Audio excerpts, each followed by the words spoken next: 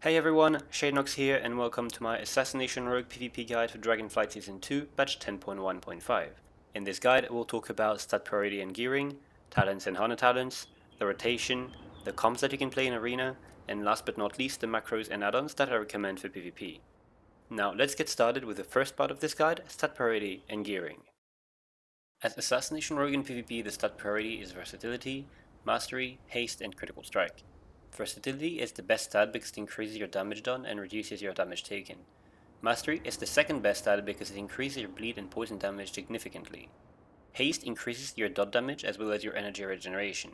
The reason why it has fallen to third place is because in Dragonflight, Assassination has enough energy regeneration talents to play smoothly with very low haste, so it has become better to invest in Mastery as the stat gives more damage per point.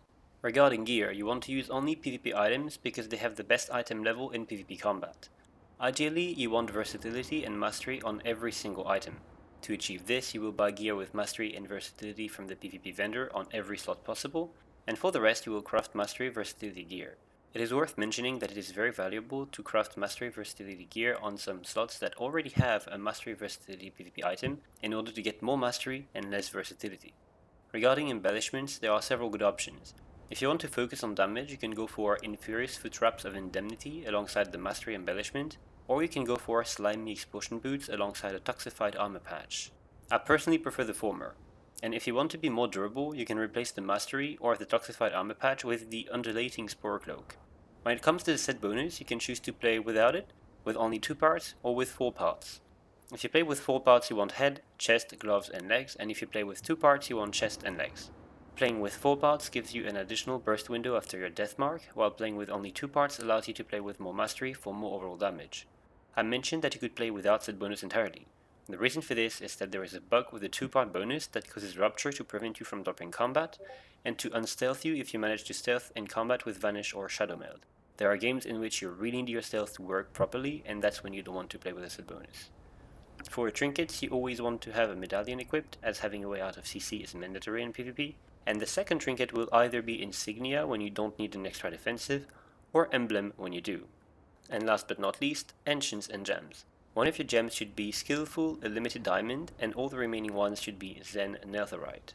As for Ancients, you want Homebound Speed for your cloak, Waking Stats for your chest, Devotion of Speed for your wrists, Shadowed Belt Clasp for your belt, Fierce Armor Kit for your legs, Planesrunner's Breeze for your feet, Devotion of Mastery for your rings, and Sophic Devotion for your weapons.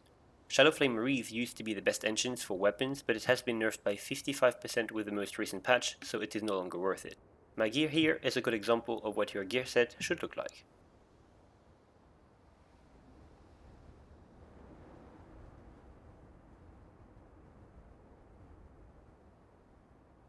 Now let's move on to talents and honor talents.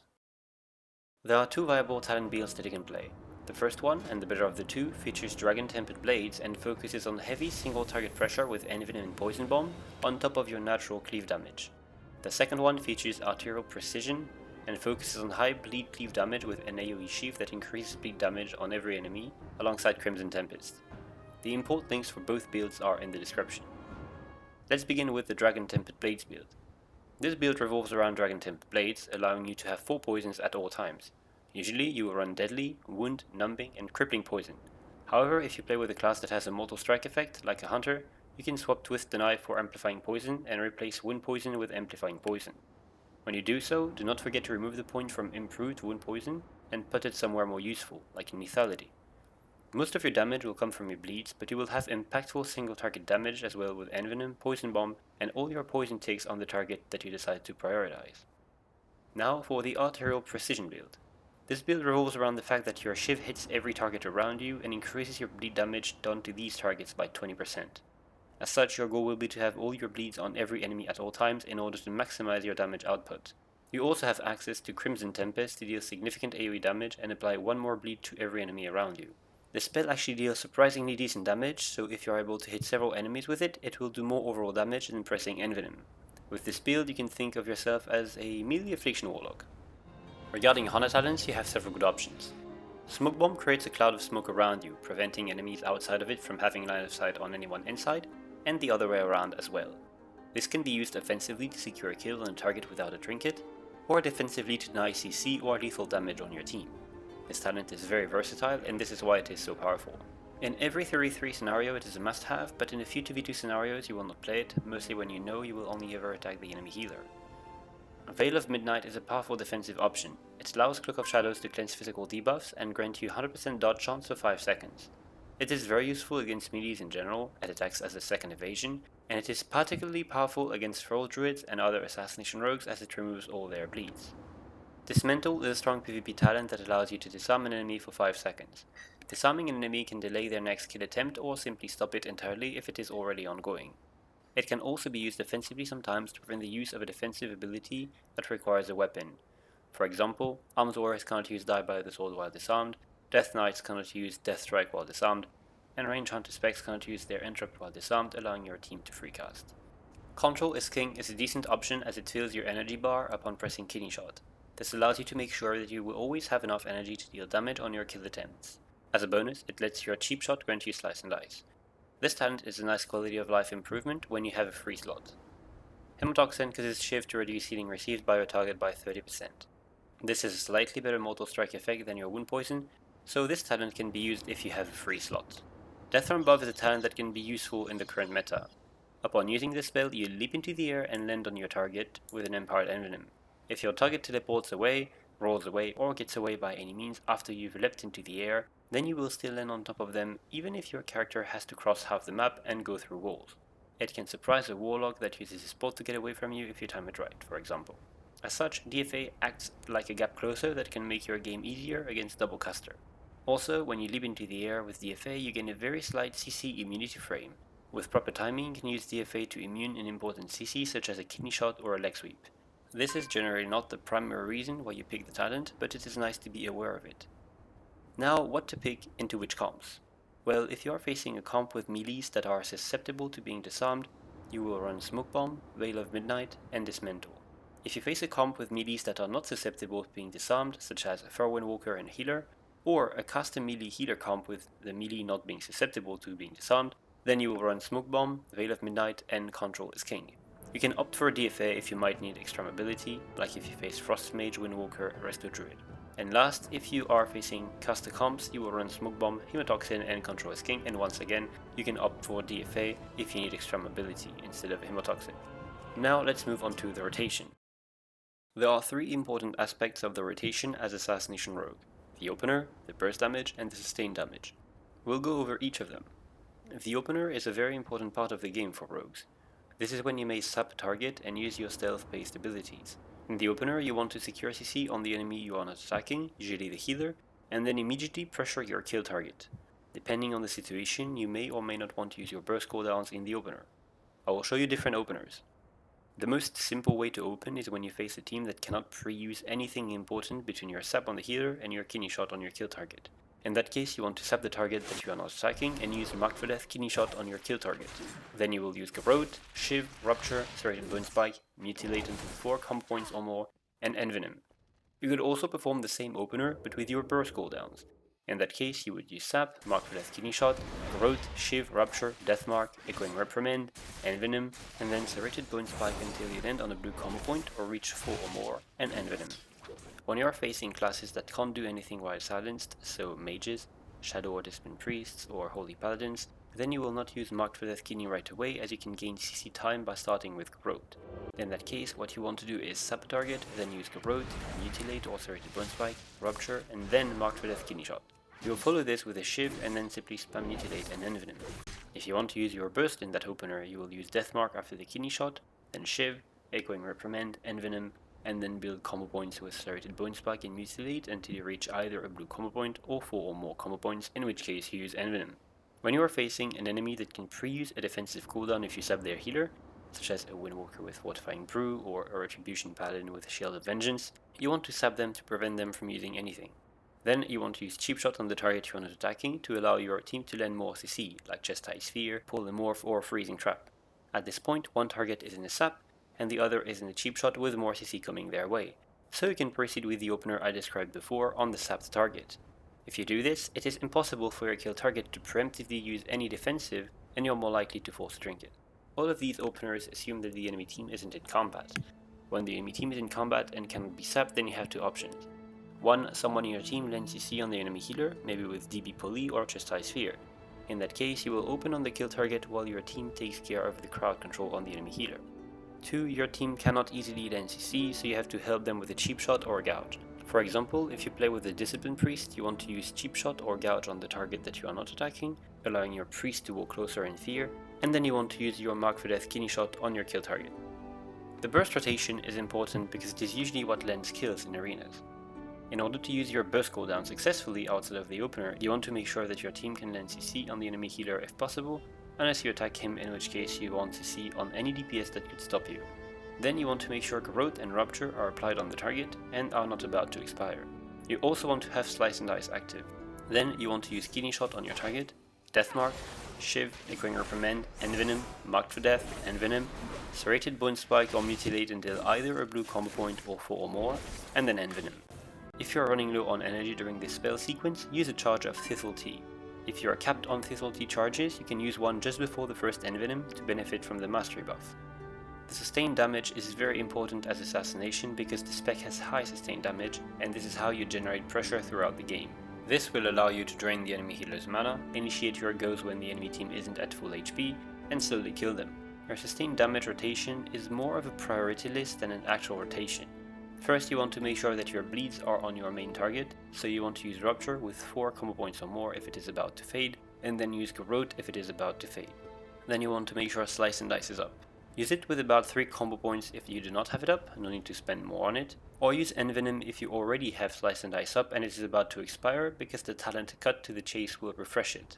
Next on the priority list is applying Growth and Rupture to secondary targets if you play a comp that benefits from cleave damage. This will increase your overall damage, create swap opportunities, and generate more energy thanks to the talent Venomous Wounds.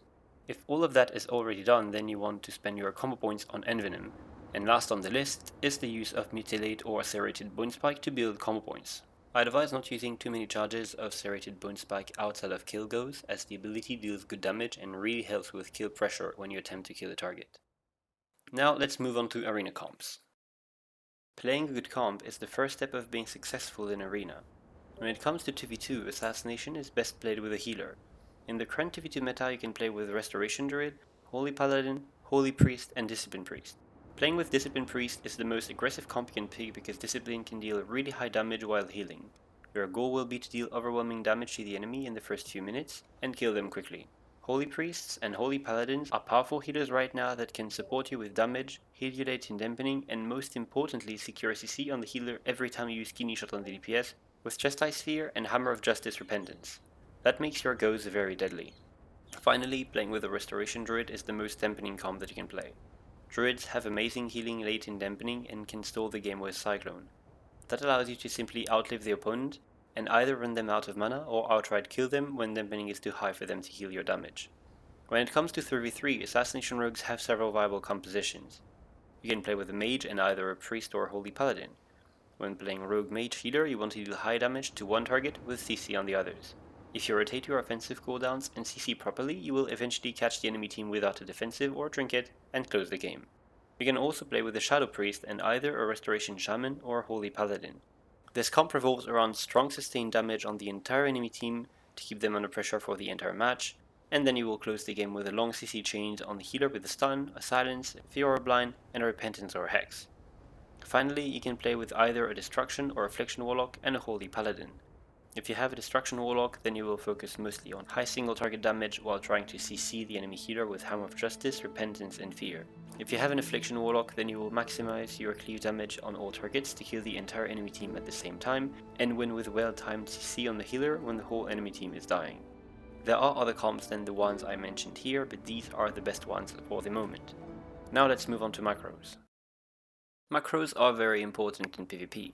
They can allow you to use spells on players without targeting them, for example. Macros will increase your efficiency and allow you to focus on what is happening around you more by making some actions much more simple. If you are very new to macros and wish to know how they work in depth and what exactly you can do with them, I suggest you to find a guide about this because I will not give too many explanations in this video. All the macros that I am about to show will be in the description. The most important kind of macros are macros to CC targets without targeting them. You can do that with every CC spell, so Sap, Blind, Kidney Shot, Cheap Shot, Garrote, Kick, Poison Knife, and also Shadow Step. Personally, I use keybinds to change my focus targets in Arena, and my CC macros land CC on my focus targets. You can do a simple macro, like this one, that only ever uses Cheap Shot on your focus target, or a modifier macro, like this one, that uses Cheap Shot on your target if you press your keybind, but if you press the modifier plus the keybind, then it uses Cheap Shot on your focus target. You can also create macros that will target a specific enemy. For instance, you can use this macro that will always attempt to sap Arena 1 and no one else. Because rogues have many CC abilities, I prefer using focus macros and simply swap my focus when I need to CC multiple enemies, and only use Arena 1, 2 and 3 for sap. The reason why I use Arena 1, 2 and 3 for sap is that it is the best way to sap enemy stealth targets out of stealth. If you spam this macro, as soon as you walk near another rogue, druid or a hunter, it will sap him out of stealth the second you detect him. There is also this sap macro to get enemy stealthers out that you can use in battlegrounds or open world, but you will notice that it is not as effective as the Arena sap macro. I also recommend having a Shadow Step sap macro to be able to quickly sap demon hunters who have their true sight activated, a Shadow Step kick macro so that you can kick an enemy from range without having to press 2 different buttons, and a Shadow Step focus kick macro for the same reason. Having a Shadow Step macro on your allies can also be useful when you need to escape a dangerous situation so that you can use Shadow Step without wasting time targeting your ally. These macros are the ones I use the most. You can create more if you find one that helps you in some situation, but do not make the mistake of trying to make too many macros for everything. Keep it simple. Now let's move on to the last part of this guide, add-ons. A few add-ons are practically mandatory for PvP. Gladiator or S-Arena, Omnibar, Beck debuffs, and Omnicity are the most important ones. Diminish and Weak Auras are also helpful. Gladius and S-Arena are add-ons that add enemy arena frames to your UI, way better than the default ones. Of course, you will only need one of these two add-ons, whichever you think looks best. You can see the enemy trinket, important buffs and debuffs, health bar, resource bar, cast bar, and diminishing returns. Having a way to track diminishing returns allows you to know when you can safely use your CC abilities again, and being able to see all the cast bars of the entire enemy team in one same spot can help you notice important casts that you would otherwise have missed. Same for a CC that lands on the enemy team and doesn't come from you, or major cooldowns that they used without you noticing right away. These add-ons are highly customizable, so you can tweak them around until you are satisfied with the results. Omnibar is an add-on that allows you to track the cooldowns of enemy abilities. This is crucial for PvP. Knowing when they have their CC, offensive cooldowns, defensive cooldowns, or interrupts will allow you to make better decisions that can change the outcome of a game. Having access to all this information regarding enemy abilities will greatly help you. Many spells are listed in the add-on files by default, but you can add spells that are missing either directly into the files or via the in-game interface. You can create multiple bars, drag them wherever you want on your screen, and select which spells you want each bar to display. Beck debuffs is an add-on that increases the size of important debuffs on your party frames. This is very helpful to notice CC on your teammates, especially if such CC means you have to use a defensive cooldown for yourself, or something to help your team survive. Omnicity is an add-on that tracks the cooldowns of your team members. Just like Omnibar, you can select the spells that you want to display for each spec and manually add any missing spell. This is extremely useful. With it, you can know when your team has trinkets available, when they have defensives to survive on their own or to save you, when they have CC, or when they have burst cooldowns. This allows you to make better decisions, as you'll be able to know not only what you can do, but also what your team can do. Diminish is an add-on that shows you the diminishing returns on any target you want. Personally, I only use it for myself. That way I know when I am no longer on stun DR, for example. It can be very useful against classes like Rogue. Pressing evasion right as you come off stun DR may allow you to dodge a kidney shot. Also, knowing when you are on stun DR allows you to know when it is safe for you to play aggressively, and when it is time for you to start retreating to prevent the enemy team from having a go of their own. The add-on can be used to see the same thing on your team members. It is nice information, but I don't actually end up doing much with it as a rogue, so I simply disabled it. You can activate it if you wish. And that's all for this guide. If you wish to see arena footage, you can find some on my channel, where I try to regularly upload arena gameplay. I hope this guide was helpful and clear. Do not hesitate to ask questions in the comments. I read all of them and always try to answer questions. I also updated all the Rogue PvP guides on Icy Veins if you want to have a look at a written version of the guide. It is slightly different than what I did in this video, but most of the information is the same. I wish you a great day and see you in my next video.